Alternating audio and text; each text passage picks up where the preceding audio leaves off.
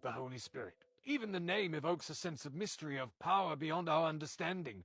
In the rich tapestry of Christian belief, the Holy Spirit holds a unique and often perplexing position. It is the third person of the Trinity, equal in divinity to God the Father and Jesus the Son, yet often misunderstood, less tangible. Throughout history, the Holy Spirit has been depicted as a dove, a breath, a fire, symbols that hint at its elusive nature. This essay delves into the heart of this enigma, exploring the origins of belief in the Holy Spirit and its evolving role in Christianity.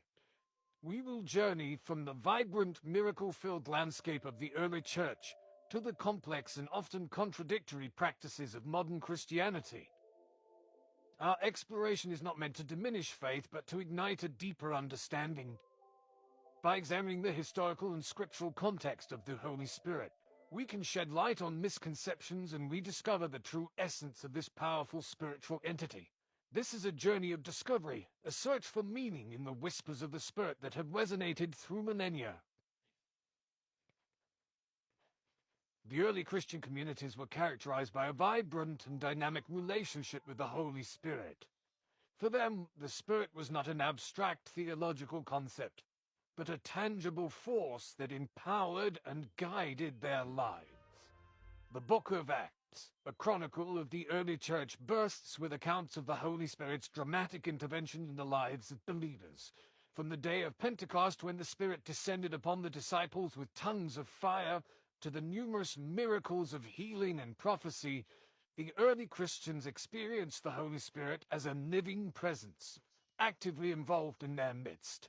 The Holy Spirit was not merely a source of supernatural power. It was also seen as the key to true understanding of God's will. Jesus himself promised his followers that the Spirit would guide them into all truth, revealing the deeper meaning of his teachings. This intimate connection with the divine fueled the rapid spread of Christianity in its early years. The Holy Spirit empowered ordinary men and women to perform extraordinary feats, spreading the message of the gospel with boldness and conviction. Their lives were living testaments to the transformative power of the Holy Spirit. As Christianity evolved and spread, so too did interpretations of the Holy Spirit. While the core belief on its divinity remained, the emphasis on its role and manifestation began to shift. In some denominations, the focus shifted towards a more mystical understanding of the Spirit, emphasizing personal experiences of revelation and spiritual gifts. Other branches adopted a more institutional approach, viewing the Spirit primarily through the lens of church hierarchy and tradition. This evolution of belief has led to a diverse and sometimes fragmented understanding of the Holy Spirit in modern Christianity. For some, the Spirit remains a potent force actively involved in their daily lives, guiding their decisions and empowering them to live out their faith. For others, the Holy Spirit has become a more distant figure, relegated to the realm of theological debate or Sunday sermons. This disconnect between the vibrant experiential faith of the early church and the more intellectualized or ritualized practices of some modern denominations raises important questions about the ways in which we understand and relate to the Holy Spirit today. Miracles then and now, a question of authenticity. The miracles attributed to the Holy Spirit in the New Testament are awe-inspiring. The sick healed, the blind see, even the dead raised to life. These accounts were central to the spread of early Christianity, serving as tangible evidence of the power of God working through believers. In the modern era, claims of miraculous healings and other supernatural phenomena continue to surface within various Christian communities. However, these claims are often met with skepticism, even within the church itself. Is this skepticism justified, or have we lost touch with the miraculous potential of the Holy Spirit? This question lies at the heart of the debate surrounding the authenticity of modern miracles. While some argue that the same power that worked through Jesus and his early followers is still active today, others question whether what we see today truly aligns with the biblical accounts of miracles. The commercialization of faith healing, with its televangelists and stadium revivals, has further muddied the waters. The spectacle often overshadows the spiritual, leading many to wonder if the pursuit of profit has eclipsed the genuine pursuit of the Holy Spirit's power. Commercialization of the Spirit, a crisis of faith. The commercialization of faith, particularly evident in the marketing of miracles and spiritual experiences, raises troubling questions about the commodification of the Holy Spirit.